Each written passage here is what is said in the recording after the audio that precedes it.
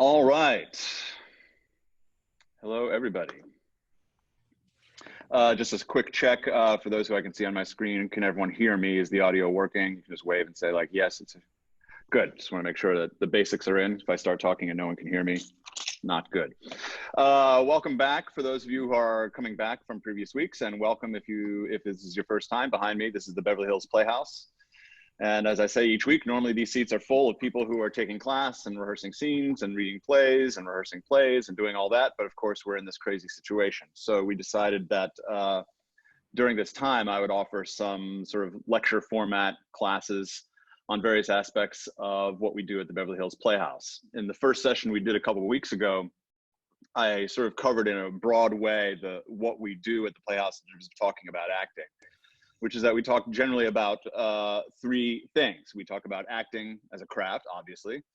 We talk about administration, which is our word for what you are doing to get yourself out there to get work as an actor.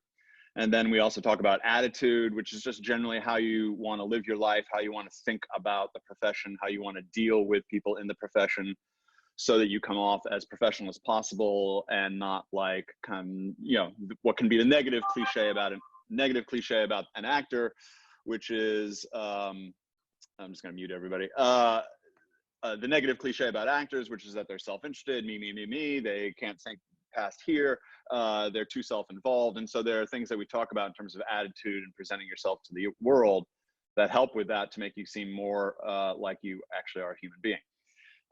So today, last week, I covered a little bit about our approach to acting. And I thought each week I would just sort of jump around. So this week I want to talk about how we deal with administration. And administration, again, is what you are doing to get work, how to think about that process. As we go along here, you can feel free to chat in questions, and my lovely assistant, Cameron, will field those. And at some point I'll go to Cameron to read questions to me and I'll take those. Or if you want to raise your Zoom hand, I can also try to deal with it in that way. But I have someone here sort of moderating questions and feeding them to me as we go. So I'm going to do a little bit of reading from my book about administration, and then we'll take time for questions. I might do a little bit more reading, take time for questions, and this will take probably 75 to 85 minutes, and then we'll go to next week.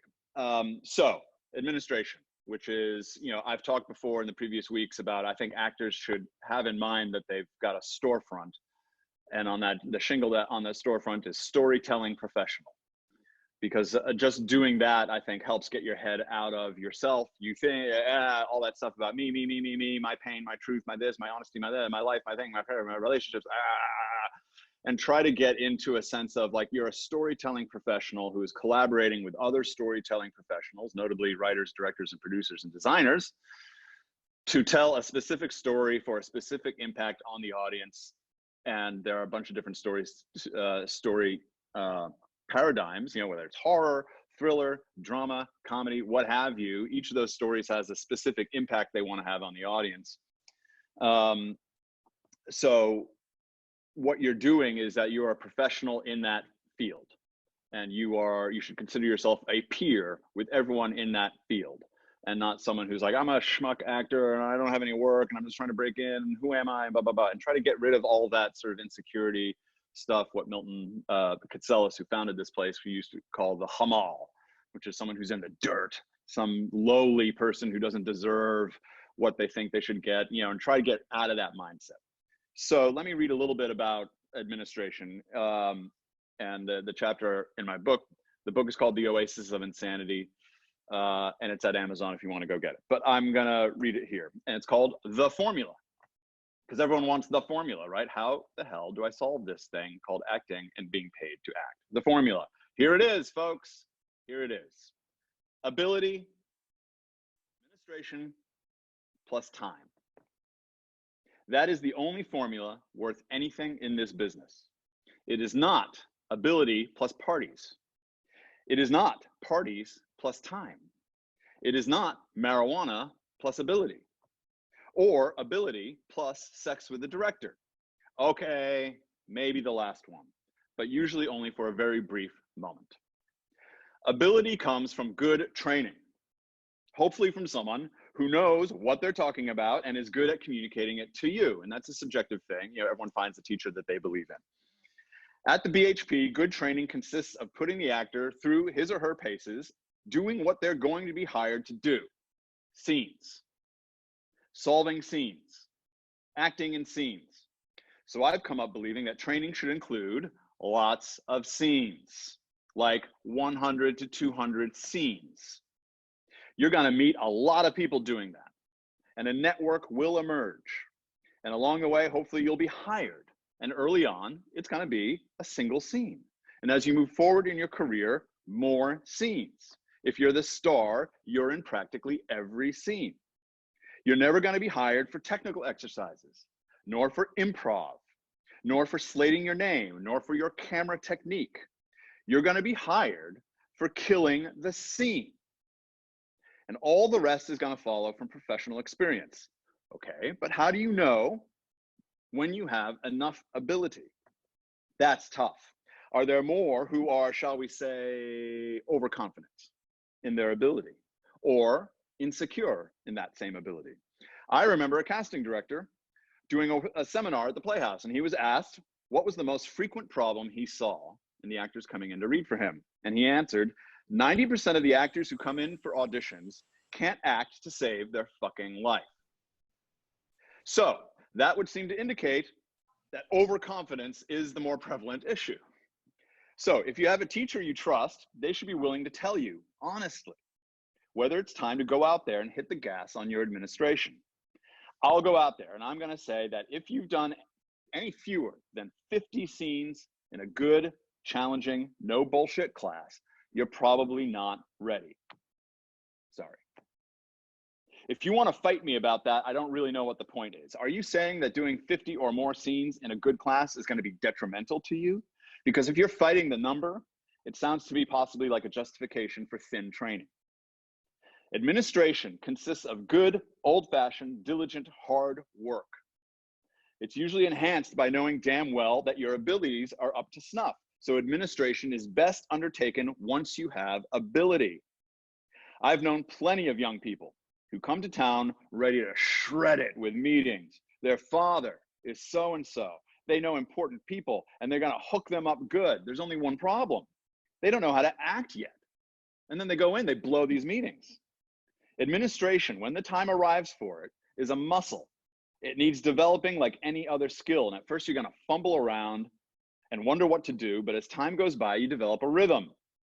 And you have a longer list of names to hit up, and you have more gigs under your belt. And each gig means more names, and more names mean more gigs. Time. Time is just time, and it's always doing its thing. How much time do you need? Here you go.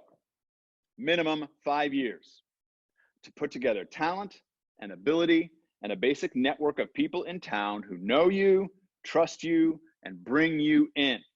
So that hopefully you're dealing with 50 quality auditions a year, which is kind of my thing. Yeah, if an actor can get to that 50 auditions a year for film, TV, plays.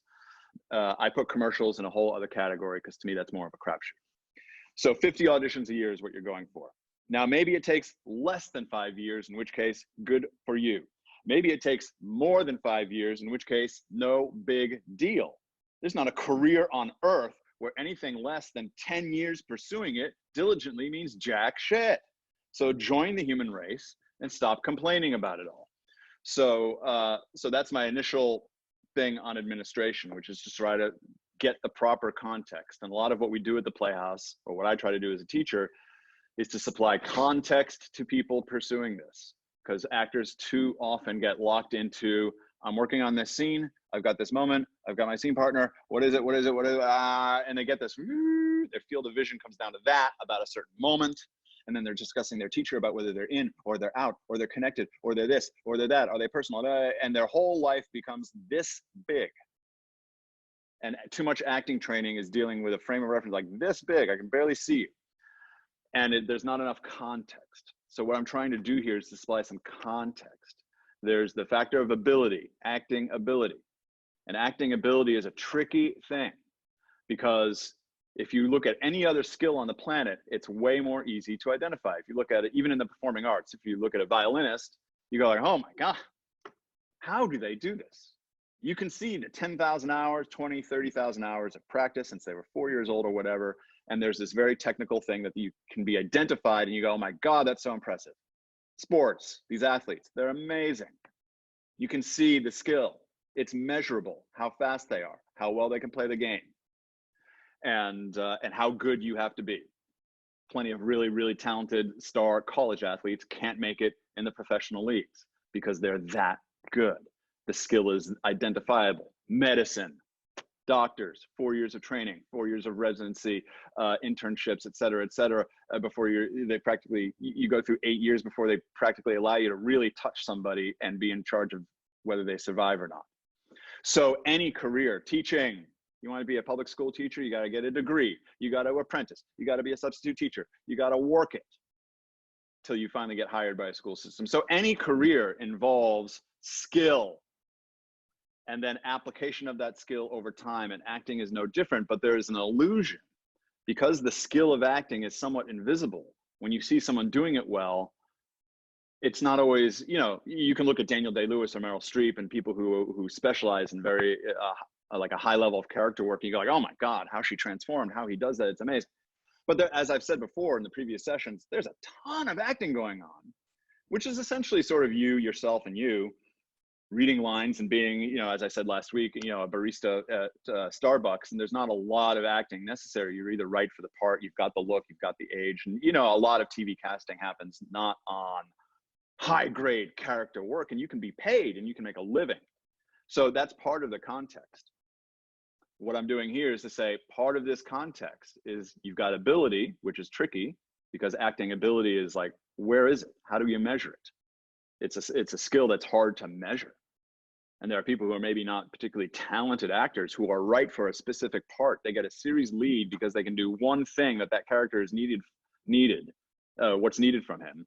And they get that job, but they may not be the greatest actor. You put them on stage for something else, they might stink. So it's a very interesting profession because you can actually be paid while not being that good overall at your profession. You may just be good at this one thing that got you that particular job. And so that's what's tricky about ability. But then administration. What are you doing? What are you doing to get ahead? What are you doing to take action on this career? So let me read a little bit more here because I believe that actors essentially go through 3 phases of their career as actors. And I'm going to read a little bit more about that. Phase 1, I call prologue. This would consist of the 1 to 5 years on average that I have observed actors simply to stumble around town without a semblance of traction. If we're lucky, they might be in a class, but overall, the discipline is shaky. The actor in prologue is often spinning, dazed, partying, and without much restraint. Later in prologue, you might find the actor who is getting serious, they find a decent class, and with a certain degree of focus, they start to assemble the skills they need as a professional storyteller. But they have yet to really administrate their career. Everyone starts in prologue and only determine through their actions and behavior when they will emerge from this phase. Prologue is the period between arriving in Los Angeles or New York, Chicago, Atlanta, New York, New Orleans, wherever you want to be. Between arriving in Los Angeles and becoming a consistently good professional level actor who is responsible, focused, and ready to leave something behind in favor of being in phase 2. A lot of actors, you probably heard them, you may have said it yourself. A lot of actors have said some version of, man, I've been in town like X years now and nothing has really happened. My response for most of those is that the X years were really just prologue. The X years actually don't really count on the clock of I've been doing this X years because you haven't actually been doing it. Not really. You've been just sort of fumbling around, stumbling around. And everyone starts here. You land in LA, and you got to find a place to live, and you got to have a car or not a car these days because a lot of people do Uber and Lyft. But you got to pay your rent, and you got to get a job, and you got to find a class, and you don't know anybody, and you're like finding, it's just chaos. And it's chaos wherever you live to pursue this. So prologue is that phase, and then you think it's all about parties, and you think it's all about your agent, and you da-da-da. And all this mythology and romance, like you're going to be discovered, you're going to be sitting in a coffee shop and someone's going to come up to you and say, are you an actor? Would you read for my project? And it's Steven Spielberg. You know, like people actually engage these fantasies. They think it's real. And it is at a very small percentage. You have stories like that. Someone just looked at me and said, you should act. And I became an actor. It was crazy. And good for them. I mean, good for them. But it's just not something you can teach. It's like trying to teach winning the lottery. I mean, certain people win the lottery. So let me go to phase two. Phase two, I call build out. For my money, this is the actual start of a career. In build out, by hook or by crook, the actor has gotten his or herself into a position of acting well on a consistent basis. They know the task, they've evolved an approach that works for them. They tell the right story in the right way most or all of the time. They are good group collaborators, and they have practiced that skill as well. They probably indulged in 1 to 5 years of prologue gyrations between sloth and chaos in their personal life, and they are ready to stop the crazy and get to work. And work it is, because for the next 5 years or so, the actor in build out is serious about his or her administration, and they work it consistently. They follow up all meetings and auditions like a professional. And that expands the list of showbiz contacts. They stop conceiving themselves as some special snowflake deserving of special recognition and regular work because of their talent. And they stop blaming other people for their ills. Actors are specialists in this. They stop blaming other people for their ills. It's just a maturity step. They are probably partying less, smoking less pot, writing fewer mantras, and simply getting to work. A proper build-out phase has attention to further development of their abilities, and their goal, here you go, of 50 actions per week directed outward towards building a network, building the trust that casting directors, agents, writers, and directors and producers must have in you as a professional actor. One veteran BHP actor who has built a very nice career for himself over 20 years, he recalled to me a conversation with Milton about all this. And the actor was kind of wired from birth for modesty and not putting himself out there, and he was raised a certain way, and it's don't be arrogant and don't be obnoxious and don't put yourself out there and don't try to sell and blah, blah, blah, blah, blah. You know, and a lot of us have grown up with that thing of like, don't be that person, right? So he told all this to Milton, and Milton said, you want a house? And the actor says he thinks of that every week from his house that he has bought with acting money. So that was Milton's standpoint, is like, listen, we were all raised a certain way, a certain maybe middle class way of like not putting yourself out there and don't sell yourself and don't be obnoxious and don't be arrogant in the wrong way and this and that. And Milton was just sort of like, you want a house? You want a house, you got to go put yourself out there. It's not just going to come to you. So phase two is someone who has made a decision. And that decision is, oh shit, this is not as easy as I thought it would be. I'm going to have to leave something behind in order to pursue this. And what you leave behind is usually certain relationships, certain bad habits, usually involving drug and alcohol abuse or overuse, I should say. A lot of people overuse those things without being alcoholics or drug addicts, but they overuse it. They're drinking too much. They're smoking pot every day. It's part of their life. And yeah, things aren't quite happening. So they start to think, maybe I should treat myself better. And maybe this asshole friend of mine, who every time I talk to them about acting is like, what the fuck, blah, blah, blah, blah, puts it down. Maybe I either delete that person from my friendship list, see them less, deal with them less. If there's a family member who is on my case about acting and why I chose this instead of becoming a lawyer, maybe I figure out how to handle that in a way that it's not going to recur, that every phone call with mom doesn't involve why you didn't go to law school. So these are all parts of the decision to enter phase two. Phase two is a decision. That's what I've seen. When an actor goes, you know what? If I'm going to do this, I got to do this. I got to study harder. I got to work harder. I got to push myself. I got to read more. I got to know more about this business. I got to know more about plays. I got to know more about movies. I don't read enough. I don't watch enough. I don't study enough. I got to stop smoking and drinking as much. I got to stop partying as much. I got to stop relying on the fantasy that I'm going to go to a Hollywood party and something's going to happen to me, other than the shit that happens to you at Hollywood parties, which mostly is insignificant. You get the thrill of being with people who are doing it, but It's a thrill that makes you sick by the time you're on the way home. All right, so that's phase 2. We'll do phase 3, and then I'll take some questions. And then I have another thing in terms of what everyone can do on a, like today, while you're on shutdown, what you can do to start all this up. Okay, phase 3, I call I'm working here. Through diligent time spent on the build-out phase, the actor has, we hope, successfully moved to phase 3, which is marked by more consistent professional work. There are several jobs a year, let's say. You're making your SAG insurance minimum. Maybe you've even gotten to give up your day job. But notice that phase 3 isn't called, I'm sitting back to enjoy the money I make from acting, because it's work. It's still work, because you have to move the career in the direction you want it to go, all the while continuing the actions that you did during build out.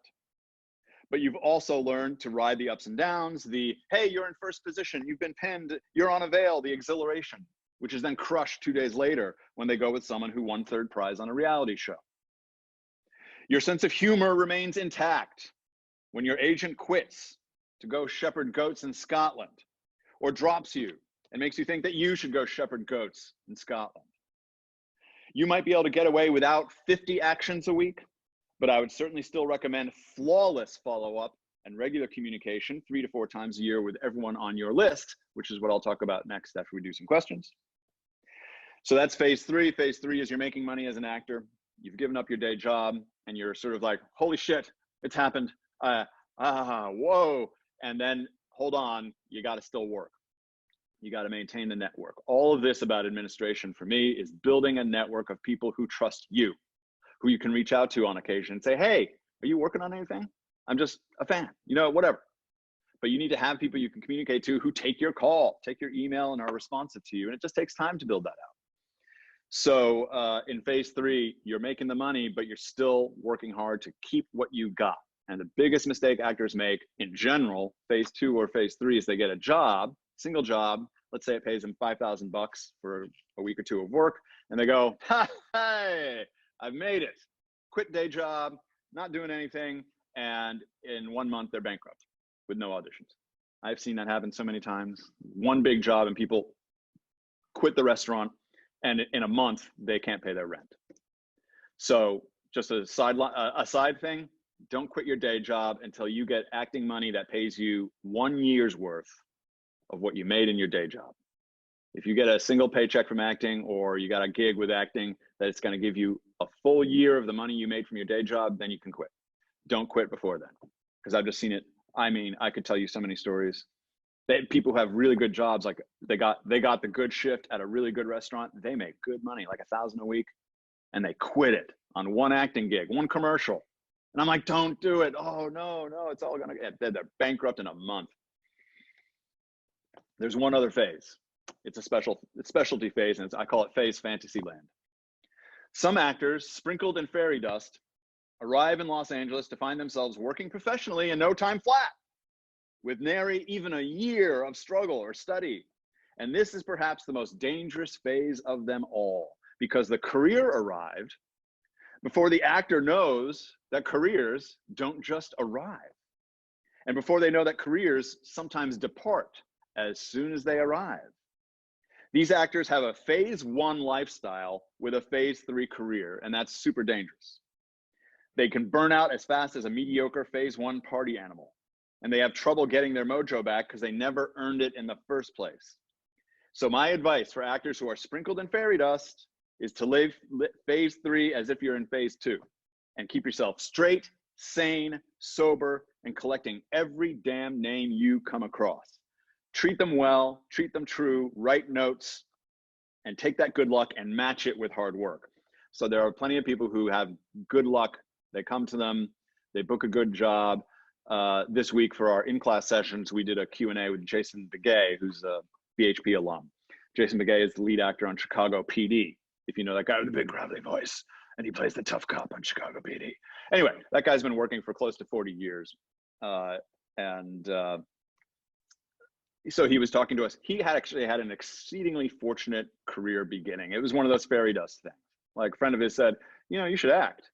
And Jason was like, what do you mean?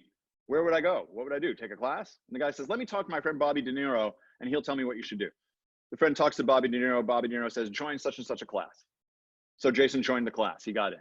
And then he told the class, he says, does anyone have an agent that you could send me to? And people were like, yeah, sure. His first agent was Brian Lord, who like became God in town. Yeah, like that was his first, you know what I mean? And he just started booking work. Now, he had the talent to back it up. And he's been good at what he does, and he treats the business right. And so, you know, he's been working for 40 years. But the beginning was a fairy dust beginning. And that happens, and it can be maddening because you'll be in class with someone, you'll be working your butt off. Someone joins the class, they're like, what is this joint? Hey, you know, a week later, they're like, I went on an audition, it's a series lead. You like, boom, you want to blow your brains out because it was so easy for them. But trust me, it ain't gonna be easy if they don't work hard in the end, because jobs come and go, series get canceled all the time. You better have the ethic built in. So if you're lucky, just be careful. My informal observation is that 80% of actors who land in LA and begin in prologue never exit that phase. They are too addicted to some form of unstructured existence. It's all just too chaotic. They never become a professional about it, either from a skills perspective or a business perspective. There are some brilliant actors who can study for years and still essentially remain in prologue from their sheer obstinacy, stubbornness about the issue of career administration. And of the remaining 20% who exit phase one and go into like building it out and really working hard, almost none of those will be consistent for 5 years because they get discouraged or the other real life opportunities present themselves. Sometimes they get married, sometimes they have a family, sometimes they start a business, whatever. So that makes about 1% remaining who arrive in LA, full chaos, and then actually make the full journey to professional actor, to I'm working here. So may the force be with you to be one of those. And that I think matches anyone's observation, which is that the most actors who come to town will not actually make it. They'll quit along the way. They don't have the, the ganas, the wherewithal to survive what you have to survive. So I think that makes sense. 1% are gonna really make it and make money from acting as a professional.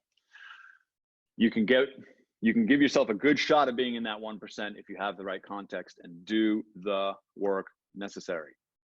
And again, I'll take some questions now, but before I end, I'm gonna read what I call a universal career jumpstart, which tells you exactly what to do and what lists to keep. So let me stop now, since I've been yakking for a while, and ask my lovely assistant, Cameron, if there are any good questions that have come in. Yes. I have a question from someone who apparently used to study here, and she has become successful as a crew in the industry working in set lighting, and she works all the time, and she knows directors and A-list celebrities. And she said, I've lost the time to train and audition. I'm terrified. Should I give up on the dream or the job, especially right now in these strange times? She's like, is it worth it to restart acting? That, I wish I could answer that question, have it just be like, here's the answer, kid. I think we regret those things we did not do. We very rarely regret the things that we actually did. You're sort of able with time to process what you did, what went right, what went wrong. The things you didn't do eat at you.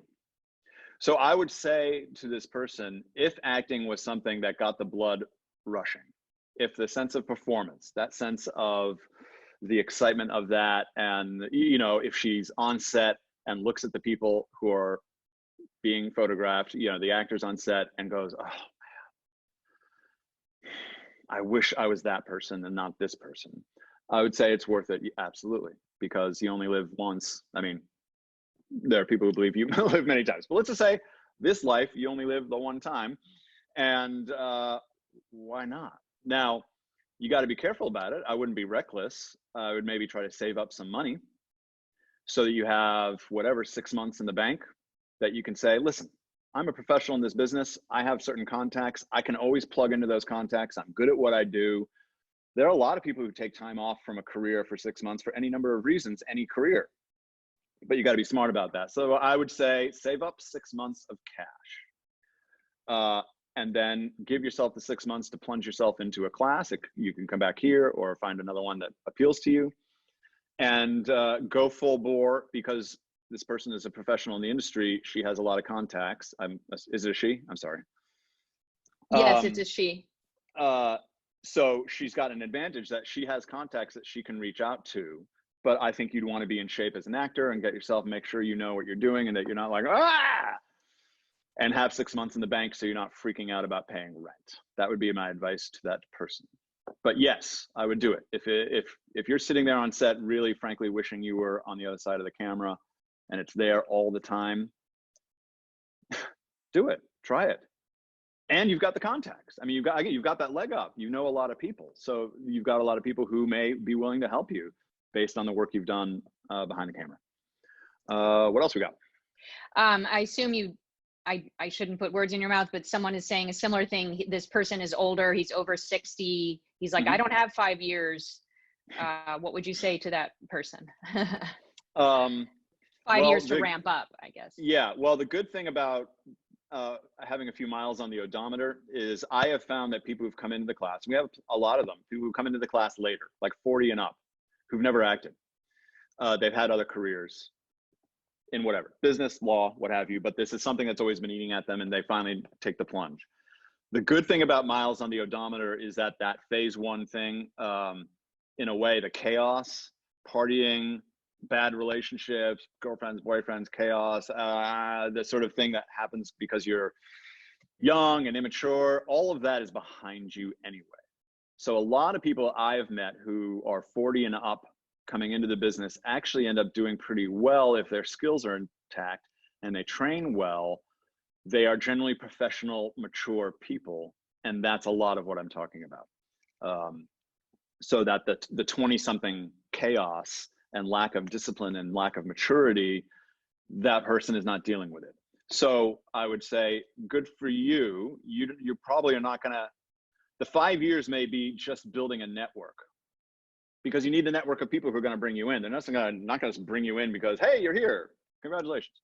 You're gonna have to build that out. But generally people who are older and have had other careers know how to do that better. They're just more focused. If they're gonna do this at this age, they're like, if I'm gonna do it, I'm gonna do it. I'm not gonna mess around. I mean, I'm 60X, whatever. I've only got so much time that I feel I have left to be effective and productive and healthy. I'm gonna go. And that can delete 5 years from the equation. My equation is it can take up to 10. So that would be my answer, is that the more mature you are, the more miles on the odometer, generally there's maturity and professionalism that serves you well when you come to acting. Let's do more. Yes. This is an interesting question. He's asking, in business, it's sometimes essential to say no. Could you talk about things in acting to say no to, meaning certain gigs or certain classes? Yeah. If someone calls you in for an audition, you're like, where's the audition? They say, it's up at my place in the Reseda. I have a thing in my garage. And you're going to come up and read there. It's an experimental piece. Are you okay with nudity? You know, you go, no, I'm not gonna be coming to that audition. I'll come to the audition if you have an office. There can be jobs that you get that may not appeal to you. You know, there are issues of,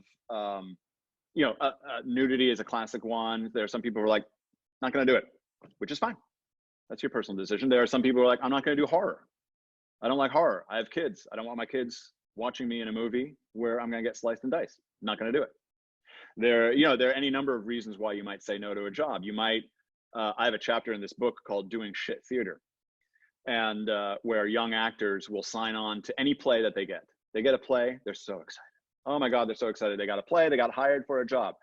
The script sucks, the director sucks, the theater sucks. It's 50 miles away, 5 people are gonna see it, and they're signing on for 100 hours of work on this thing for very little career benefit. There might be some artistic benefit.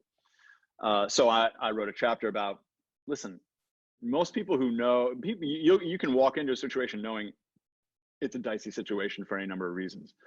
And it usually is personality involved. You just don't trust the vibe. And you just learn to build a radar in of like, I don't trust this vibe. No, thank you. Thanks for that very much. Thank you for considering me, for having me in. You know, I have another gig. I have a family situation. You know, you don't have to say, I don't trust you. You seem like a creep.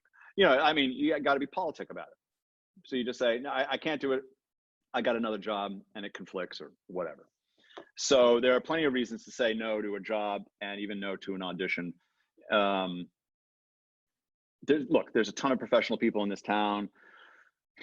There's a ton of creeps in this town. There's sketchy things going on, and you just got to develop a radar for trusting your instincts on that. Almost everyone has a story of getting involved in a project where you're like, oh my God, it was a nightmare. The money actually wasn't there. It actually wasn't SAG. I had to call my reps.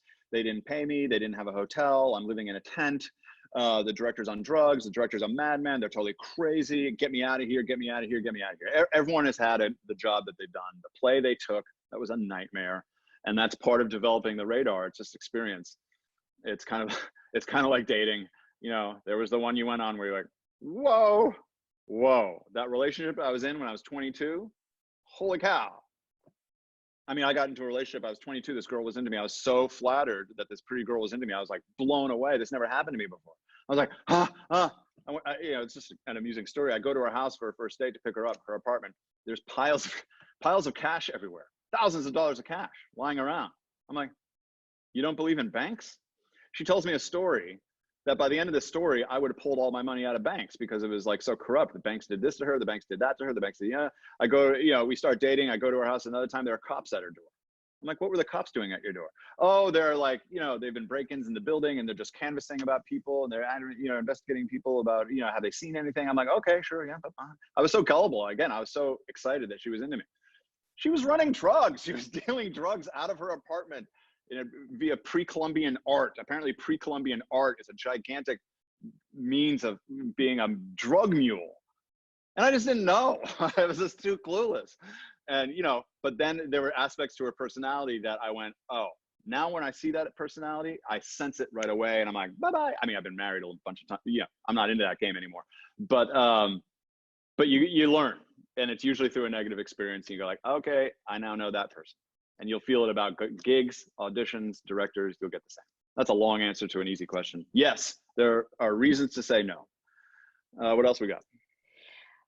Someone wanted you to clarify, please, what do you mean by following up on auditions? Yeah, I'll get to that. Okay. Do you want me to do it? I'll get to that. We'll do another one.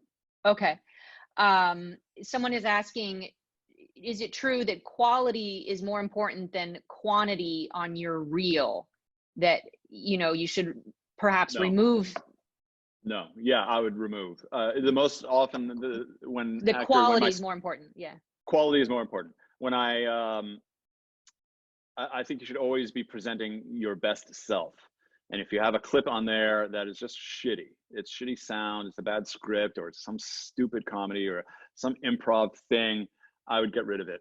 I think people should pay attention to their reels. I mean, it's an anachronistic term because of the computer technology, but and I have another chapter. I won't talk about that today because I have other things to deal with. But you need 3 or 4 clips of 45 to 90 seconds. That's all you need, and you can shoot those specifically for your reel. You don't have to use the things that you booked, because sometimes the things that you booked, you're in it for 3 seconds.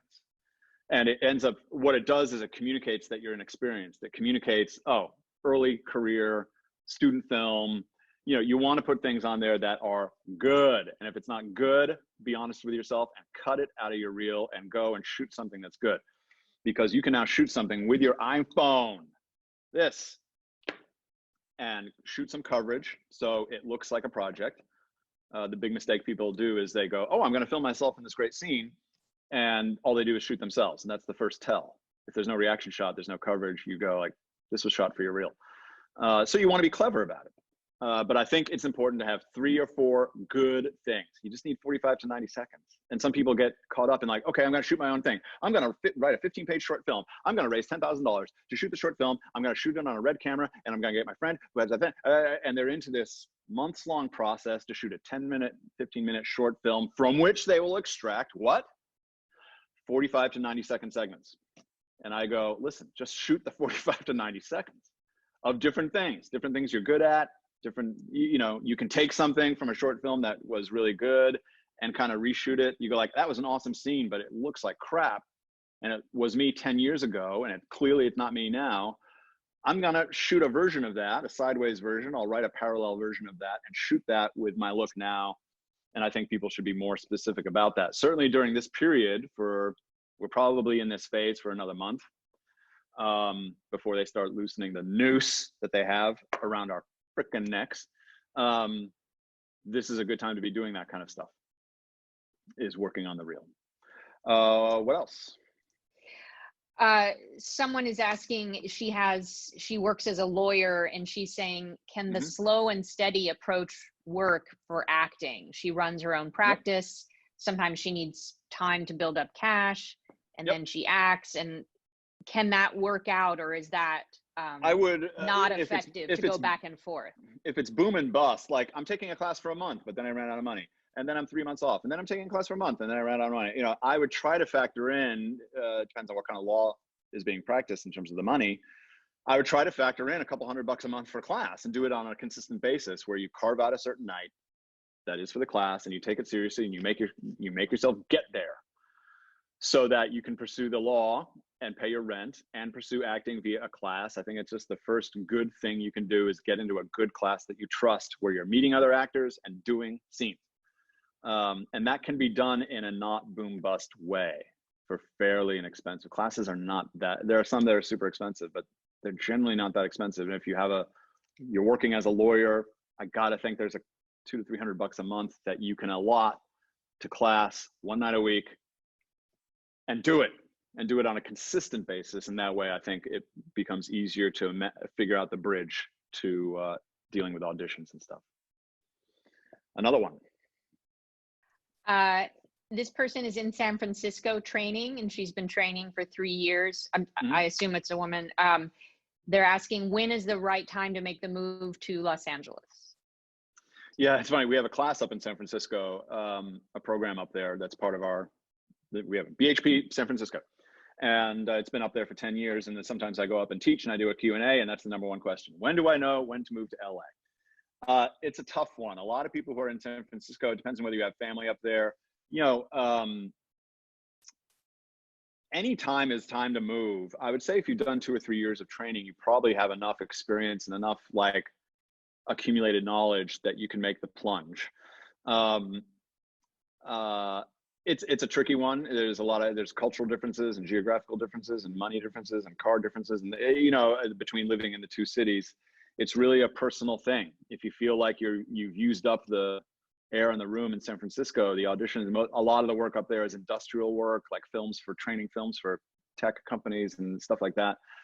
If you feel like you want to get more into narrative storytelling and enter the big pond down in LA, then it's the right time to go. There's no metric. I would say if you've only been studying for 2 months and you're like, I'm just getting into acting, I think I should move to LA. I'd go like, study more. But when you base it on 2 or 3 years, I go, okay, I don't know the class, I don't know the training. Then I think any time is a good time, because the struggles are going to be the same. But if you're brand new to acting in San Francisco, your family is up there, you've got a support system, you've got a job, I would say, listen, make use of that, the support system, the job, fuel the training for a little bit more, and then make the move to LA. We'll do a couple more and I'll do my next thing. Cool. Someone is asking, besides taking acting class, what are some good things to do to build your network, productive activities to build your network? Be in one place consistently. So commit yourself to wherever you're living. There is, if you're not going to do a class, you should start trying to get work, whether that's student films. Let's say it's LA. AFI, USC, UCLA, the various grad schools are doing student films. Try to get work on the student films, because a lot of those directors are really talented. They're serious. They may end up being something in the industry that you can use as a contact. So I would say student films is a good way to get experience, potentially good tape. Again, anachronistic term. Experience, good tape, and good contacts via student films.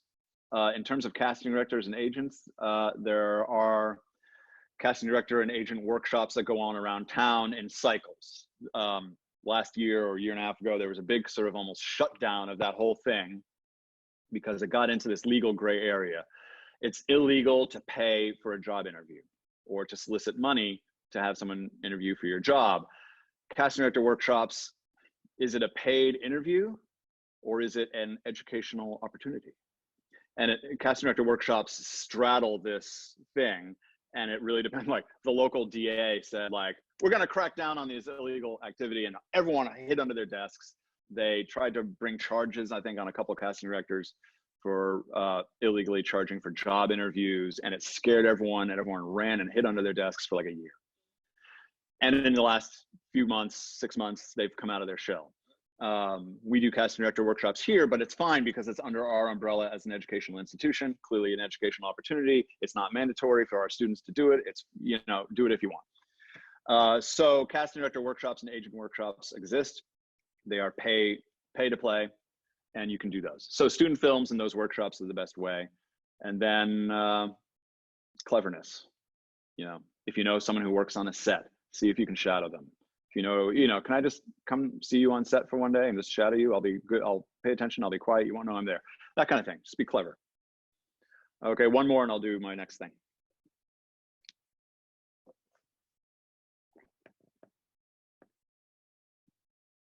Oh, Cameron, I lost your audio. Sorry. No worries. Forgive me, I was answering someone's question. Yeah, I got it.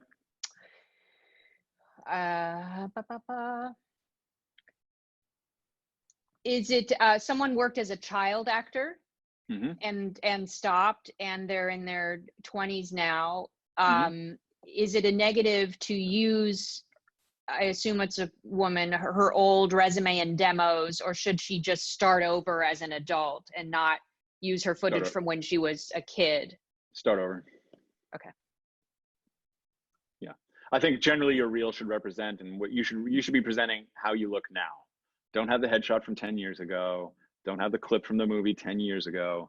It's just they're gonna then meet you and go like, oh, you're X years old, not X minus 10 years old.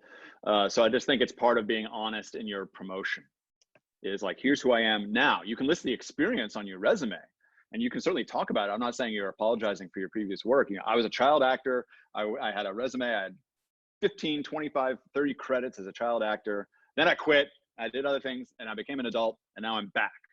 But your reel should not have your child acting stuff unless it's really good, just to show your talent. If this person was in a movie with Susan Sarandon, has an amazing scene as a child actor, sure, just because it shows your professionalism that you achieved a certain level, but only one.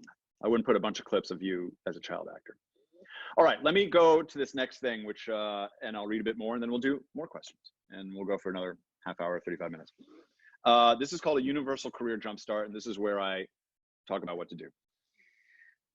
Ask a majority of actors what's going on with their career, and you will likely get a very fuzzy look.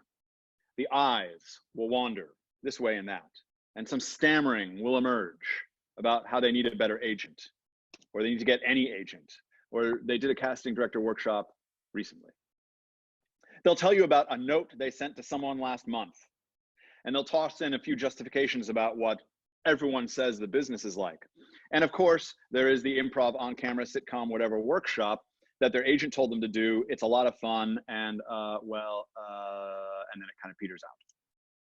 Presupposing the presence of natural or hard-won ability, a career is built on relationships. Lots of them, developed and nurtured over time. And actors can suffer from chronic career myopia, with their concept of how it's all going centered on what happened or not this week, with this agent, and with that audition. Ask about last week, and a fog descends. Next week doesn't even exist. And the sense takes hold that the actor doesn't know where to begin on building, or for some, rebuilding their career. And this I don't know where to start feeling remains in place, even for those who are blessed with talent, or who have worked hard to train themselves and have a few years or more behind them in the biz, and they're still sort of like, yeah, I'm good.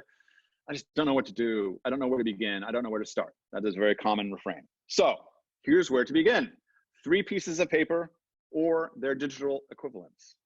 3 lists. Group 1, every person you have worked for as an actor. For each gig, that would involve the director, the writer, the producer, the casting director, and other actors of note. You won't be able to remember all of these names offhand, but you start with the title of the project, and that could include that independent thing I did out in Palm Desert. And you start filling in the blanks as best you can. You use IMDb, you use other resources to supplement your failing memory. Agency information is okay in terms of contact, but better overall is the address of a current production office or someplace that you know it's going to get to them. That's group 1. Every person you have worked for as an actor. Group 2, audition follow-up list. For each audition you have, I believe you have met 4 people: the writer, the producer, the director, and the casting director. I don't care that you just had the casting director in an office with the camera. They work on behalf of the writer, the director, the producer, and you have in effect met all of them by reading for the project. They each have names, and you should walk out of the office knowing all of those names. Put them in group 2. Start the process, fill in the blanks on the last year's worth of auditions. Now, this goes to another thing. Actors are notoriously undisciplined about calendars. So I think you should keep a calendar that lists every single thing you do. Certainly every professional thing you do should be logged into a calendar, Google Calendar, whatever you want to use. Every audition should be logged so you build in a memory bank of everything you've done. And actors are surprisingly lax about this. Like, what auditions you had this last year? And they're just like, they're going from memory. Well, there's no tracking. And you've got to track it, you got to write it down. And you got to have those names: writer, director, producer, casting director. You got to write all of them. So this goes to, I'm going off of my book here, just to talk a little bit more about this list, because you had the previous question. What are you going to write to the casting director? What a pleasure it was to meet you today, madam. I love the script. I wish you best on the project. Good luck. Have a nice day, Sally. That's it. Just something clean and professional that just acknowledges the meeting. To the director, writer, producer, whatever. Dear so-and-so, I had the immense pleasure of reading for your project today via the casting director, Sally, whatever, I just wanted to wish you best on the project. I saw that you did X, Y, or Z, because you will look this person up and you'll be like, oh my God, the person who's directing this episode directed one of my favorite things. You'll say, I noticed that you directed this other project, which is one of my favorites. Would love to get a chance to work with you someday, if not on this job. Best of luck with the project. Signed, Sally. Whatever. You're just looking for clean professional. You don't have to put it in that thing of just say, like, I hope I get to work with you, because as I say to all actors, all communication in this business has the subtext of I would like to work with you. All of it. Everyone knows this. Everyone knows this. All communication is based on I hope we get to work together. There's very little of it that is like, I actually legitimately just care about you as a person and have no interest in it whatsoever. Let's face it. So that is the subtext. So you don't have to address that. You just acknowledge, I came in, I had the pleasure of reading for your project. Great scene. Hope it does well. Can't wait to see it. But you're not expecting a response from this. I'll get to this later on. This is not about getting a response from them. This is about you developing a muscle of tracking names, clocking names, who you read for, who was in the project, who wrote the project, and then you're going to track them. You're going to research them. Oh, that person went on to do this project. You're going to be able to get to write to that person. I had the pleasure of reading for your project last year, and I noticed you're now doing this other one, which is based on my favorite book. And I just wanted to wish you the best. I know you're going to do great with it. Signed, Sally. So this is what you're going to do. These are the basics of building a network. So that's the audition follow-up list. That's group 2. Group 3, those with whom you would like to work. Write down 20 projects, film, television, theater, that have rocked your world in the last couple of years. This is not about your having been right for any of the roles. It's just a project that gave you that feeling of, that's why I got into this crazy business, to do something like that. Find out the names of the writer, director, and producer for those projects. Get the mailing address or other contact information. If you want extra credit, you can look up the casting director too.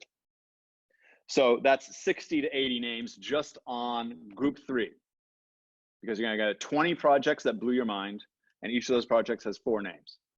and you're just gonna write them down. And then you're gonna do this. Ready? Now, work the damn list. Start writing a nice note, handwritten when possible. Get yourself some cards and envelopes with your name and contact information, direct phone and email. Now, for some in the business, they go like, I do not want to give my direct phone number to these people. Usually this is gender-based, and I don't mean to be gender stereotyping or generalizing, but a lot of times women don't want to be giving their personal contact information to strange men. Like, not strange like they're odd, but they just don't know them. And I get that, but at least put the email. You don't want to put just your agency, because agents are famous for not passing on this communication. There are so many stories of like, someone gets a job and the director says, yeah, I would have hired you for this big job 2 years ago. I called your agent, I wrote them. Didn't you get the information? You're like, you did what? You tried to, what? So always have some personal contact information. Email is always pretty safe. I wouldn't worry about your photo because they can look you up in 3 seconds on the internet.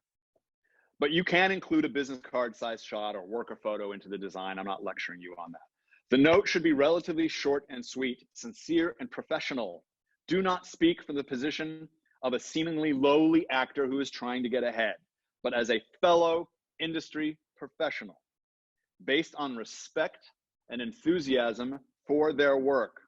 Do not be cute, clever, joking, political, spiritual, or say things like, well, as for me, it's really tough in this business, but I'm still at it and I'm learning not to detest myself or others. Yay, therapy. Like, don't do this shit. Just be clean and professional. Don't ask Steven Spielberg if he'll have coffee with you. Don't try to close a deal with a single note. For group 1, this is the list of people for whom you have worked as an actor. You're looking just to acknowledge the project, the process, your enjoyment of it, how well it may have done, or what they've been doing since. Or it's just a nice note. It's a nice summer day out and you say it's a nice summer day. If it's been a while, you could say something like, hey, I was just thinking about that project we worked on and it made me want to write you. That's it. For group 2, this is the audition follow-up list. A short thank you note for the opportunity to read. Best wishes on the project. Look forward to meeting you again. And then you can also follow up when the project airs. And even without you in the role. Be classy. I saw the thing. It was fantastic. Congratulations. You don't have to say like, and that actor was better than me. You're right. None of that. You just acknowledge how it turned out. A short thank you note, but for group 3, this is your sort of wish list. Clint Eastwood, Meryl Streep, whatever, whoever blew your mind. A simple and sincere acknowledgement of why they rocked your world and how it provided inspiration. You're building this relationship. You're trying to open the door to further communication across all 3 lists. You may hear nothing back on most of these, and that is fine.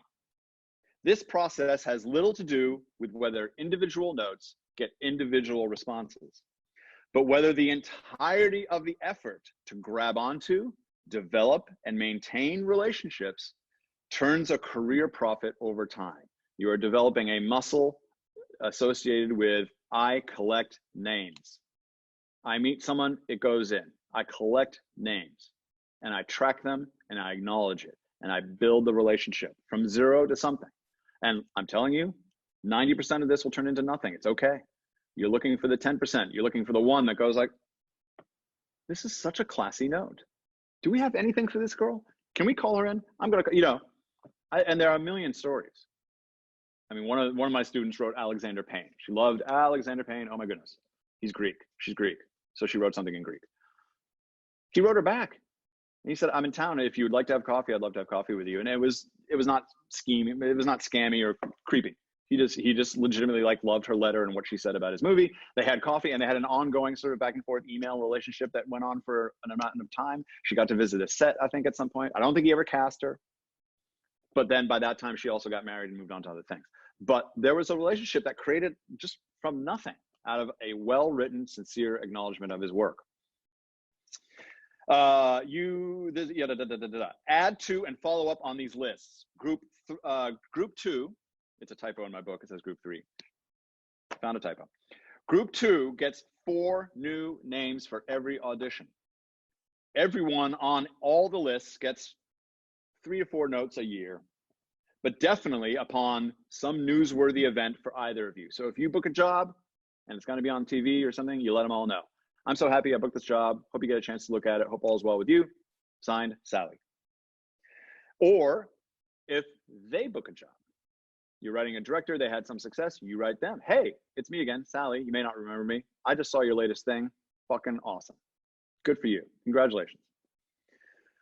Yeah, so that's my next point. Widely ignored and yet particularly effective is your interest in their career and accomplishments. Actors have the tendency to communicate from an utterly transparent self-interest. This is part of the bad negative generalization about actors, is that they are nakedly self-interested and narcissistic. So actors have the tendency to communicate from an utterly transparent self-interest, and then they wonder why people don't get back to them as they might wish. Proper etiquette and interest in others is noted by them. It's appreciated, it's smart. That doesn't mean they're gonna call you up and say, nice note, come in tomorrow for a big audition. Stir with water, add persistence and training, simmer for 5 years, tell me where you are then. So there you go. If you want to do this, you are collecting names. You are in the name collecting business. You've hung a shingle called storytelling professional. You want to collaborate with other storytelling professionals, you need to know people. My older brother is a composer. And he and I moved out to LA together a million years ago, 30 years ago. And he moved out because he got into the USC film scoring program. And I would shadow him in the classes. I would just go visit and sit in on the classes. They didn't give a shit. And I can't remember who it was, Jerry Goldsmith, famous Hollywood composer. And he was lecturing, but Q&A, kind of like what I'm doing here.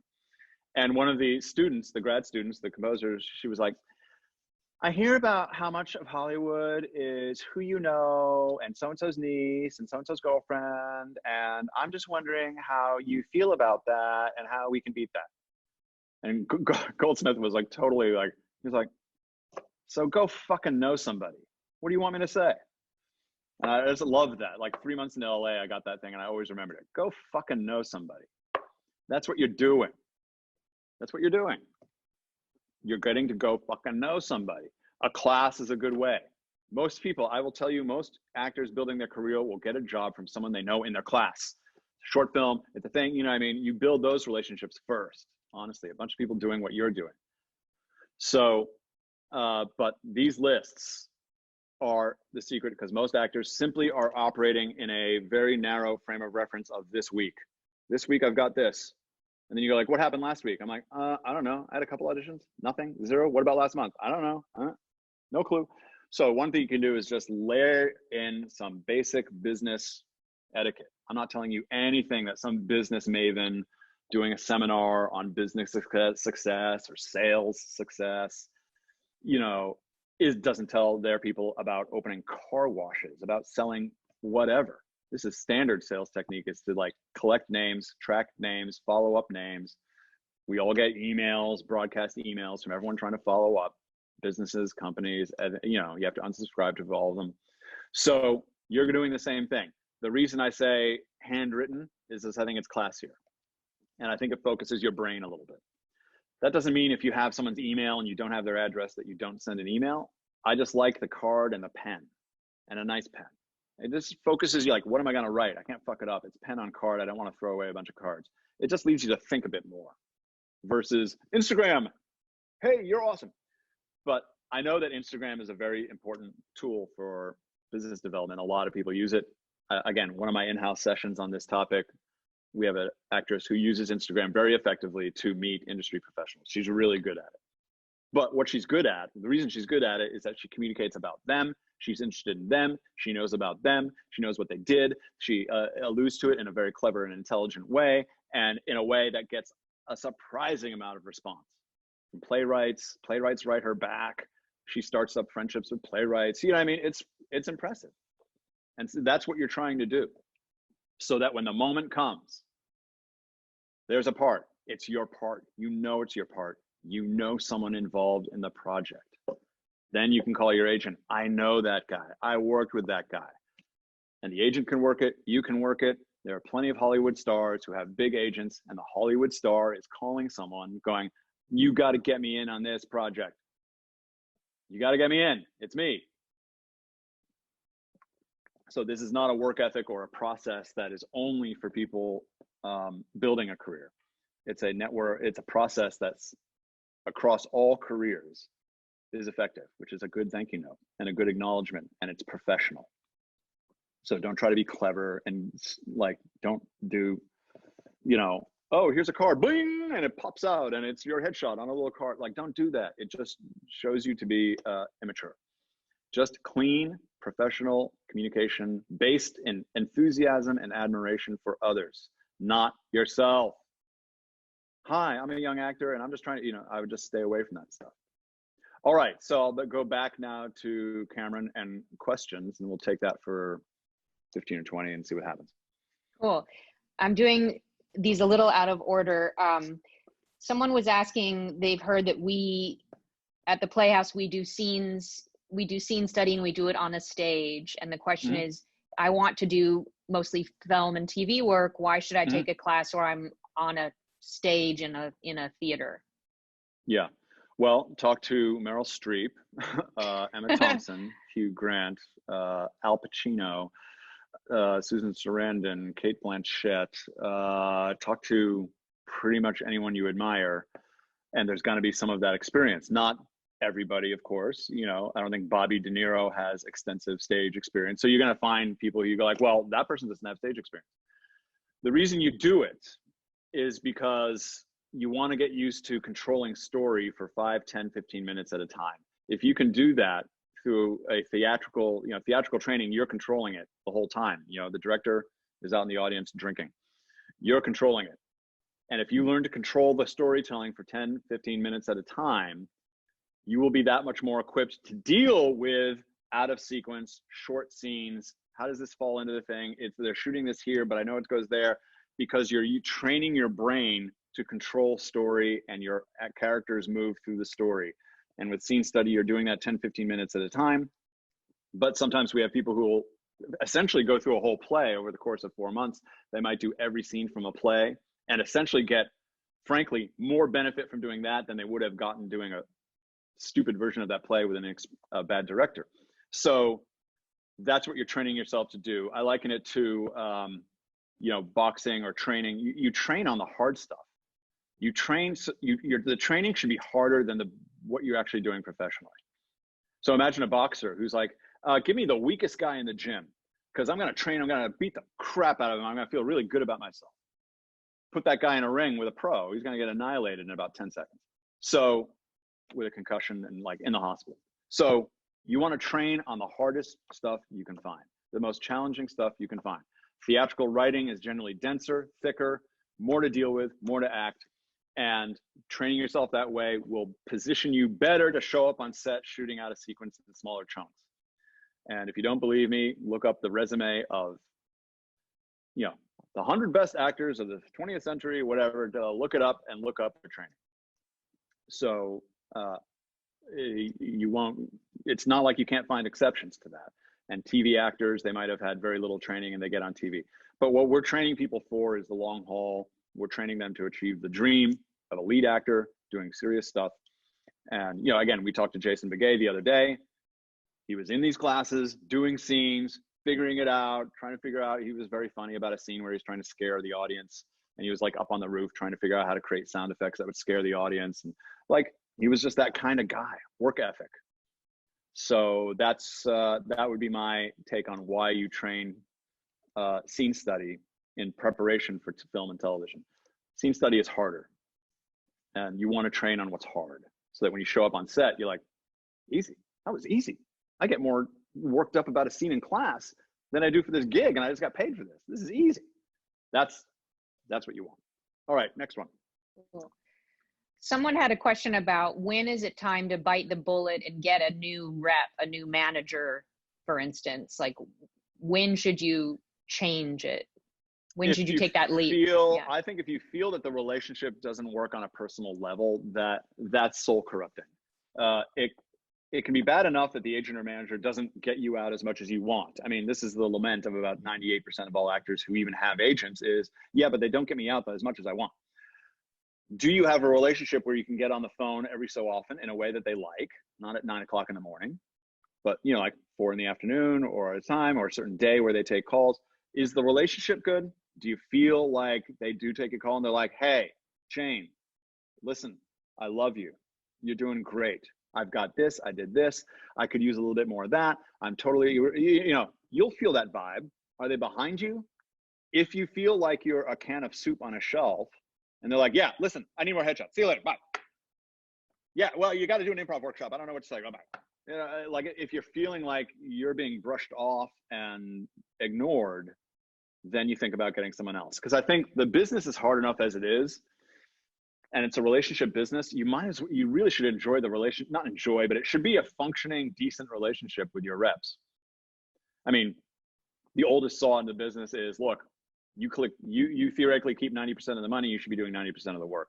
But that 10% that involves the agent, it should be a working professional relationship.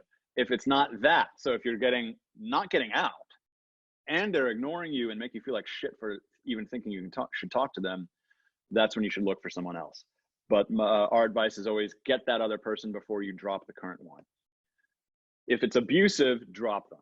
If it's something where you feel like this is just abusive and a major negative influence in my life is my own agent, get rid of them. Life is too short. If it's just not working and you have your eye on someone else, you have your eye on something better, go get that and then drop the current people. It's a profession. Everyone gets it. Sometimes it's tough. Sometimes you drop them and they're like, but I did all these things for you. I think you're great. It's a hard moment. But look, it's a business. Everyone knows it. Next. Someone was asking, is it possible for your reputation to be damaged beyond repair? Like maybe in your 20s, you were chaotic and had bad relationships, and do you get on a blacklist? Like, can you recover from that if you just had bad phase one, maybe behavior, I guess? I'd like to think anything is possible. I mean, in this world, I've got kids, who are young. I mean, my oldest is about to become a teenager. And certainly it's on my mind. I've told her, I said, listen, don't video yourself doing anything. Do not send a video of yourself doing anything to anyone. Like this is the world we're living in. I'm like coaching her. I'm like, you want to make silly videos, but just try not to send it, because you get the habit of like sending, sharing, and it's out there. A friend of mine at some point had a site for himself as an actor, but it was the same site where he put up silly videos of himself doing ridiculous things, jumping naked into a pool, crashing into someone's house. Like he was Mr. Zany, like I do the zany things. And I was like, why on earth would you put your professional material next to your highly irresponsible, zany self? Like, don't be stupid. So I think you need to be smart about it. Can you recover from something that happened long ago? That's tough to say. It's tough to know what's out there. There are people that you fuck up with in the business, and you're like, I showed up drunk. There's a guy who I did a stage reading of one of my plays, and the lead actor showed up drunk to the reading, and it was a situation. I have no interest in him. I really don't. Every once in a while he tries to reach out. I'm just not that interested. It was too unprofessional. It fucked me up for that day. Sorry. So I'm like, no, I'm just not that interested. I don't wish him ill, but I'm not going to hire him, and I'm just not interested. So if something like that happened, you just have to accept the consequences. That there might be a couple people out there who go like, no, based on that situation, no, I'm not going to hire you. I'm not going to deal with you. But the business is too big, too broad, too many stories, too much things going on to think that one or two bad experiences where you might have fucked up will damage you that much. If there's something out on the web, that is something hugely damaging, but in the last couple of years, we've seen careers destroyed. And I'm not saying it's right or wrong. I'm just saying it's happened because of Me Too, Kevin Spacey and others. And, we get into this whole thing, like, can they come back? Will they come back? One of our teachers for a long time, one of my first teachers here was Jeffrey Tambor. He was my main teacher for 10 years almost. And you saw, if you know what happened to him, the accusations, what he did on Transparent, was it true? Was it not true? We don't know. Where has Jeffrey Tambor been? He's probably had to hide out for a couple of years and take care of his kids and do things. And eventually there'll be a resurgence, hopefully. So at the top levels of the business, people get shut down and considered to be sort of blacklisted. And then there's always, America loves the comeback story. So you got to hope that your comeback story is as good. Next. Some specific questions about reels. Someone is saying, can you use self-tape footage to showcase yourself? And also in a normal reel, how long should it be? How many different clips should you have? I would not use self-tape footage. A reel is theoretically something that shows you in a professional setting. Self-tapes are just a audition tape. So no, I would not do that. I would try to get material, whether it's from student films or other projects that you've done that's good, or shoot it, but shoot a good scene. You need 45 to 90 seconds of a good scene. That's all you need per clip. And you can design the shoot for a single day. Again, one of my actors, and there are people who do this. There are services that do this. One of my actors, he's okay with money, so he paid like, I don't know, $3,500 to this guy. But it involves a consultation. The guy writes the scripts. He says, what kind of casting, what kind of scenes do you see? And this actor has a pretty good sense of it. The guy wrote it.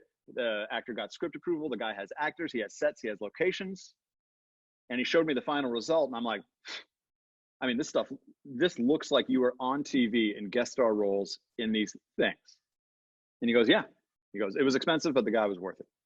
Because his reel now looks as though he's had 4 guest stars on TV. Because it was shot so well and written in the style of those various shows. So whoever was charging this money knows what he's doing. He's a good writer. And he's got the equipment. He's got actors. You know what I mean? So that was sort of deluxe concierge level service for $3,500. And this actor, this student of mine, said, listen, I've got a job. It pays me. I don't have a lot of time. So it was perfect for me. I can afford to pay this guy. And it was done in 2 days. We shot in 2 days. So if you have the money, there are those services. If you don't have the money, you can do it. You can still do it. But I would think about the 45 to 90 seconds instead of thinking about, I'm going to shoot a short film from which I will extract it. Because then you're on a whole thing about making a short film and the time goes by and the money disappears. Next up. Someone was asking on your thoughts, what's the difference between a lead actor and a character actor? Well, I think the conventional wisdom would be a lead. Part of it is physical aesthetics. You generally associate the lead with like super beautiful, super handsome, but it's not always the case. I mean, Jeff Tambor is not known as like the greatest looking guy in Hollywood, but he was the lead of Transparent and was brilliant in that role. And he was co-lead on the Larry Sanders Show and brilliant in that role. And Gary Shandling, R.I.P., was brilliant in the Gary Shandling Show, and he's not the best looking guy. So what's a lead? Is Danny DeVito a lead? Sure, he's a lead. Is he the best looking guy? So you're crossing over. Generally, you have that sense of like, it's the really good looking person who everyone's going to fall in love with. That's our lead. But it's generally the person who is the story revolves around. Whether you're the kind of actor who can be that or not unfortunately, there's too many factors to say for any person coming to me, you're a lead person, you're a character person. Sometimes it's fairly obvious if someone comes to me and she's like a Vogue model size, you're just like, holy cow. Well, clearly you're going to be going up for like the young ingenue lead thing. Sometimes that's actually more oppressive because those people have, the insecurities of like, are they beautiful enough? And you're like, people would pay money to look like you look. And then they're the ones who are the most insecure. So I wouldn't worry about whether you're lead or character. I would worry about being good at what you do and seeing where your career takes you. Because I'm sure Danny DeVito, starting out as a young man, no one was looking at him going like, star, you're a star, kid. Same with Jeff Tambor. So, or any number of people we can name where you're like, not the kind of an odd looking, yeah. Like, how did that person become a lead actor? They became it because they just did what they did professionally day in and day out, and they loved it, and the career took it where it took it. So I'm not in favor of identifying those things and bifurcating your life so early. Let it work hard and see what happens. Next up. More. We're going to like 5 minutes, just so everyone knows. Cool. 5 or 6 minutes. I hope I can get this right. She's asking, I believe she has her own content on YouTube, like a character. Mm-hmm. If someone has a channel or something they're doing on Instagram, what are your feelings on that as a way to showcase your... Go for it. you know, a lot of people, if you have a YouTube channel and you're dedicated to creating content for it, in whatever zone that is, whether it's loopy comedy, satire, you've got a character, you've built kind of your own show of 10-minute episodes of this or that. I'm fully in support of people who put their stuff online. There's a million stories now of people getting funding deals and writing deals off of consistently good content on YouTube. They have development people looking specifically at YouTube and those video content generators on the web for new writing and new talent. So I'm all for it. All for it. Yeah, I'd like to say, make sure it's good. But again, that becomes subjective. No one thinks they're doing shit. So next up. You're muted, Cameron, just so you know. Sorry. What is the best way to study plays or analyze them, and how much time do you recommend reading plays? Do you say, should you read a play a week or something like that? Yeah, I mean, I think a play a week is good. I think, you know, part of being an actor is being knowledgeable about what came before you. You're hanging a shingle, storytelling professional. Storytelling. Who's in charge of the storytelling? That would be the writer. You should know what writers do, and you should know the big ones, and you should know what they've done. So I think one easy thing that any aspiring actor can do, can Google up 100 best American plays. That's getting down to the American plays. I mean, poor Ibsen. So poor Chekhov. So Google it up. You'll have 3 different lists, and 50 of the same plays will show up on every list. Read all of them. Same with the movies. What are the 100 greatest movies in the last 100 years? There'll be a million different lists. 50 movies will show up on every single list. Watch all of them. So I think it's just part of becoming a professional. Like, again, just take yourself out of acting for a moment and say, I'm going to become a classical musician. You'd be surprised, using that analogy, how many of these people who want to be a professional classical musician go like, Beethoven? I don't know him. I don't listen to it. I mean, but what else? And you're like, what? So I think you should be able to present yourself as a professional who knows theater, who knows film, who knows the important directors, who knows the important actors, that knows what happened in the 70s with filmmaking, what happened in the 50s and 60s with acting, with Brando and Monty Clift and James Dean, you know, and how acting changed after that, and what was Spencer Tracy and Katharine Hepburn all about. And, you know, I think that's part of becoming a professional. If you're going to hang a shingle called storytelling professional, are you going to have a subtitle, specializing in 21st century only? I don't know. I mean, maybe, but I think a play a week certainly is a good, because that's 50 plays a year, 52 plays a year. Pretty good. Can't hurt. None of it's going to hurt. It's only going to add to your knowledge. Go ahead. Someone's asking, during this COVID period, aside from doing the admin that you've been talking about, they're asking specifically, what's the best way to stay on top of your relationships with your representation, with your agent or manager during this strange time that we're in? I addressed this in each of the previous weeks too, just to caution everybody that you want to communicate. There's 2 groups. You're communicating to people you know, and you're communicating to people you don't know, let's say. Let's take the group of people you know. I think the number one thing you should be communicating with is care and concern, because people are going through hell on this thing. I mean, most people here probably think, okay, I'm making the best of it, whatever. There are people, like I checked in with a couple, you know, there are a few students who I just haven't heard from since the shutdown. So I just emailed and said, hey, I haven't seen you online and just seeing how it's going. And one of them came back with a story. I mean, I had no idea. Something else happened to her other than this freaking shutdown, which was all terrible. And she's been dealing with it. And I was like, oh my God, I'm so sorry. So a lot of people are going through a lot of things on this: economic wreckage, mental health, kids. So if you're going to communicate with someone you know, and it's someone in the business, communicate 100% with care and concern, just thinking of you, checking you're okay, crazy time we're in, hope you're doing well, just wanted to put some good thoughts your way. And stay away from ambition. This is not a moment for ambition. Now, then there are people you don't know. I might hold off on that until this is done because it just seems weird. Hey, Mr. Eastwood, hope you're doing well. I know you're in the age group that could have a really hard time with COVID. You're like, what are you going to say? Like, it's just, I would stay away from people you don't know for the moment. And then there are some casting people there, and I've heard of some professional people who are like, during this time, I am seeking reels, I am seeking footage, make your best 2-minute movie about shutdowns. You know, they're soliciting content, and then you can go with a bit more of a direct, like, hey, I heard you're soliciting content, and here's my 2-minute film about a blind date I had on Zoom, whatever. So those would be kind of the three groups. But if you're communicating to someone you know in this business, or frankly anywhere, I would make sure it's 100% care and concern and thoughtfulness, and zero ambition.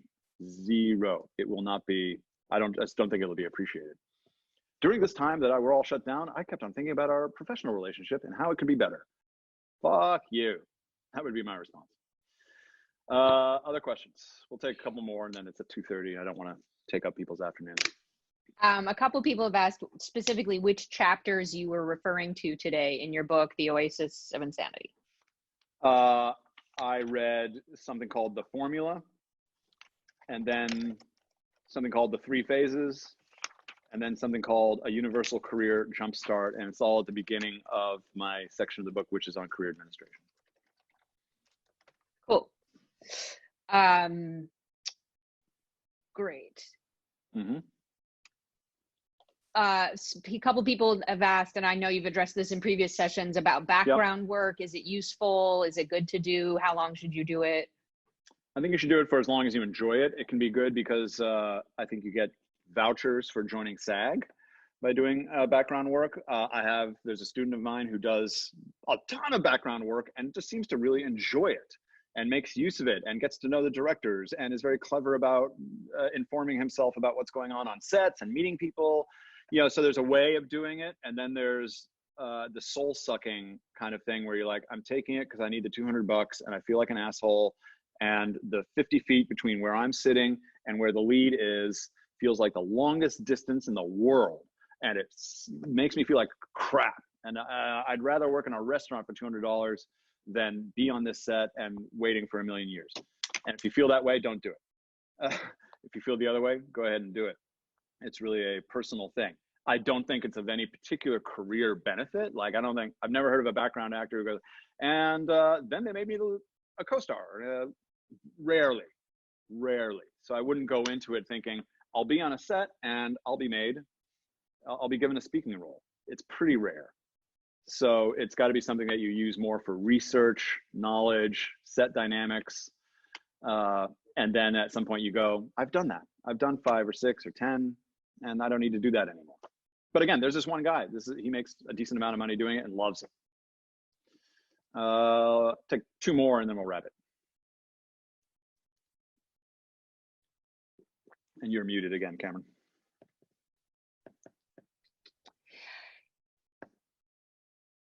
Someone is asking about, sorry, there's so many questions. Yeah, no, I'm looking at the thing. 99 plus chat. Yeah.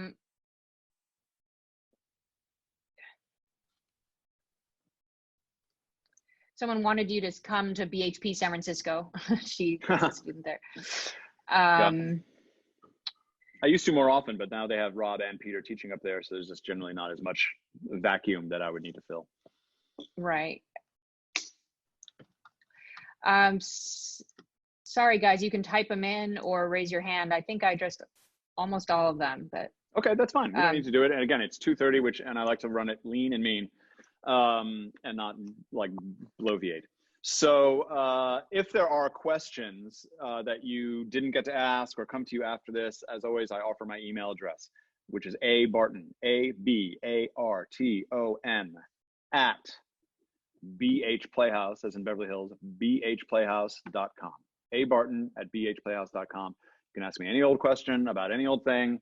And I'm usually good at answering that within 1 or 2 days. It's not always immediate, depending on what's happening in my chaotic situation at home. So And then the book, The Oasis of Insanity, again, if you want to go to Amazon, it's a good read. There's a whole memoir section about studying with Milton, which is entertaining. He was a very famous and mercurial, interesting figure. And so you get to know more about him and the school and all three aspects of the teaching that we're talking about. Next week, I'm going to move into the third phase, which is kind of attitude and the life of an actor and how to live that, the personal choices you make, how to think about those things, those aspects that are not basically acting craft and career specific, but things that support those two, and how to think of and make good choices there. And then we're just going to sort of go around and, each week do a different section. So the following week, I'll go back to acting, cover more of that. And so through this, try to get a sense of an hour and a half per week of an overall take on what we do. So anyway, thank you. Do you need to register for next week? No, it's just the same meeting number every week. It's there. Hi, Carol White. I love you. You happen to be on my screen that I can see you. It's the same meeting number every week. You can put it in your calendar. We'll be here 1 o'clock Thursday every week for the ongoing future, and probably even past when we reopen. I'm planning to get classes back in here one way or another in June.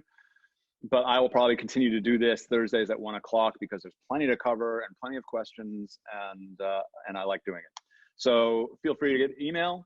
Thank you so much for your time. Stay safe, stay sane. I think we are on the second half of this nightmare, and we'll make it through. Have a good afternoon.